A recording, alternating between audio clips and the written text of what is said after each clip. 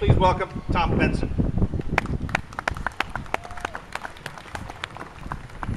Thank you, ladies and gentlemen. I would like to share with you a poem that I wrote. The title of the poem is Freedom is Not Free. By the blood of patriots our America was born, by land and by sea, a price to pay for our liberty. Freedom is not free. And now the time has come once again to answer the call, to stand up proud and tall against all tyranny. Freedom is not free. The majority silent no more, raising its voice from state to state. We the people decide our country's fate. So it was and so it shall be, for freedom is not free. Thank you.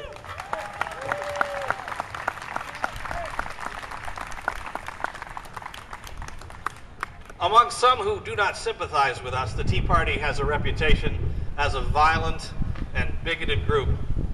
And we wanted to put the lie to that. And so when we conceived this event, the first person we called up and asked to speak was the Sheriff of Lake County, Mark Curran. Mark's taken some flack in the press and from his opponent over his appearance here, so please give a warm welcome to Mark Curran. Thank you all. Thank you very much, Paul. As Paul said, my name is Mark Curran. I'm your Lake County Sheriff. I'm happy to address what I believe is the most lawful-looking crowd I've seen since being in front of the Eagle Scouts recently. So, God bless you all, and I hope everybody in the world can see y'all. What I'm going to talk to you about is a couple of things that I see as being important at this crossroads in our country. And in essence, I think it was brought out by Paul as he talked about some of the flack that I've taken. There was a guest essayist named Lawrence Dana Schiller that wrote a piece in a weekly column regarding the Tea Party, and he accused the Tea Party group of being racist and what have you, and how dare I associate with such a crowd. Couldn't be further from the truth, and it's really insulting to the people out here. What I want to talk about with regards to what the Tea Party is, we believe that we are one nation under God, and without the blessing of God, America never would have been created, and what a substantially lesser place the world would have been without God. And the Tea Party subscribes to that. America has been the greatest defender around the globe of freedom.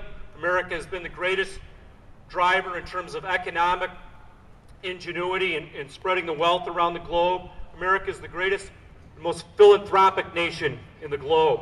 I think what also unites the Tea Party coming together is the realization about the people out there that there is an increasingly growing secularization and moral relativism in our culture. I think you all see it, and I think you all know the dangers of it.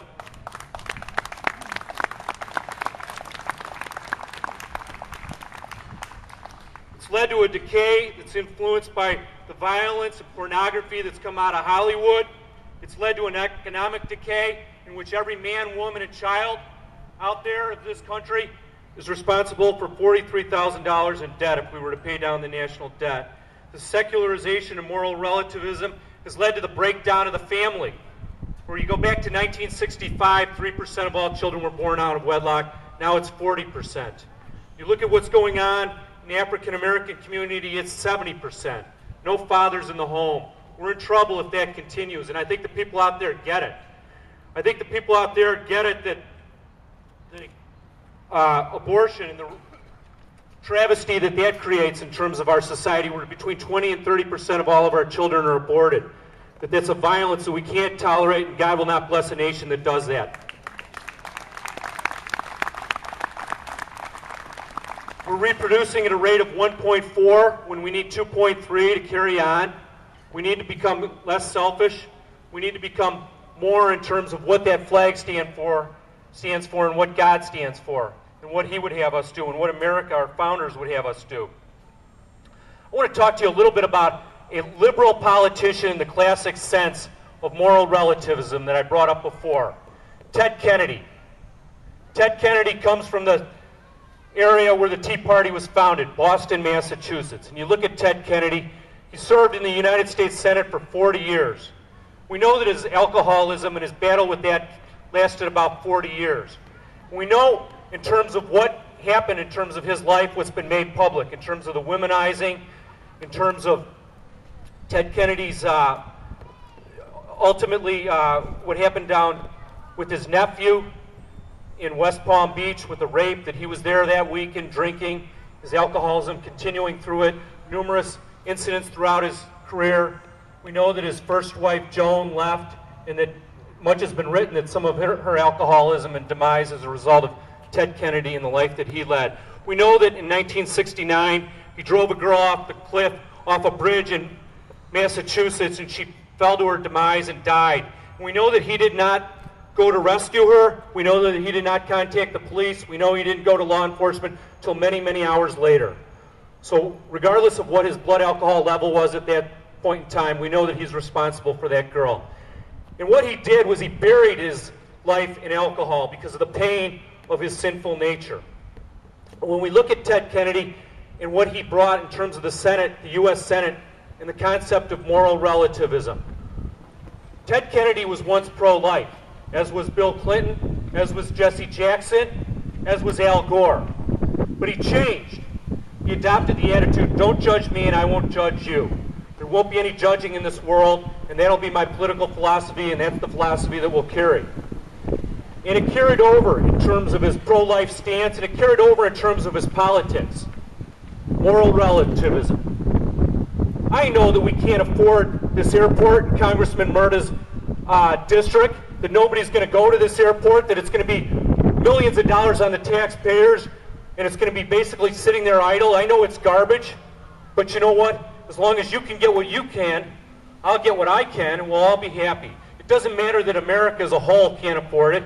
We're not going to think that far ahead. We're not going to think in terms of the greaterness of this country or the greaterness of the Almighty. We're going to think strictly in terms of ourselves.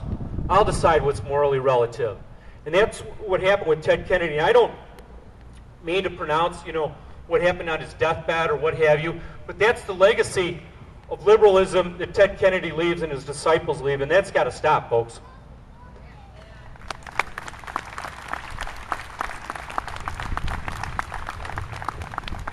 How do we... I had some notes, but they're gone because it's too hard to turn the pages. How do we move from that Ted Kennedy era that's brought us into so much trouble, and how do we get beyond that? Where do we go from here? Well, I think there's a number of things that we need to do. One is we begin to evangelize, and I don't think in the classical sense, because in essence, we must remember that information is received according to the mode of the receiver. So, if you're a lifetime alcoholic, and you've been killing your conscience and what have you, it doesn't matter how brilliant and articulate I am. If I were able to have that conversation with Ted Kennedy while he still served on the U.S. Senate, it would be in one ear and out the other. Information is received according to the mode of the receiver. So he's not going to get it. There has to be a light within us that draws us to, draws people to us. We have to be the light that draws, and that light is love. It's love for our country. It's love for our fellow man. It's love for our neighbor. And it's got to be real. And that will, in essence, draw it. I know there's some Rush Limbaugh fans out there. I saw Rush's right sign. I got to be honest with you. As people know about me, I'm somebody that tells it like it is. And although I think Rush Limbaugh is a funny guy, I think that in many ways he does spew some hateful stuff.